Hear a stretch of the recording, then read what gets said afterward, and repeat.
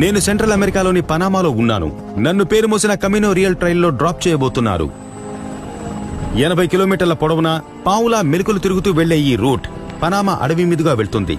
రాజ్యాలను జయించే స్పెయిన్ వారు విలువైన బంగారాన్ని, ఆభరణాలను పసిఫిక్ నుంచి కరేబియన్ కు తీసుకువెళ్ళడానికి ఈ రూట్ను స్వయంగా వేశారని చెప్తారు. ఈ దారి దాదాపు 400 సంవత్సరాల క్రితం నాటిది. ట్రెక్కింగ్ చేసే వాళ్ళు తప్పక చూడాల్సిన పర్యాటక ప్రాంతంగా ఉంది. ఒకవేళ మీరిక్కడ తప్పిపోతే ఎటు వెళ్లాలో మీకు దారి తెలియదు.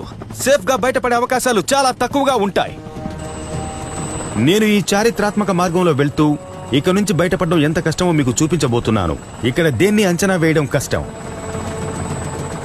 నా దగ్గర కొన్ని బేసిక్ సర్వైవల్ టూల్స్ మాత్రమే ఉన్నాయి. నా కెమెరా క్రూ నాతో వస్తోంది.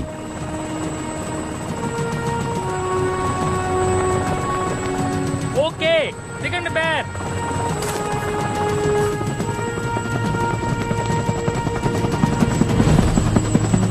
ఈసారి నేను నా ప్రయాణం చివర్లో కరీబియన్ తీరంలో హెలికాప్టర్ని చూడబోతున్నాను.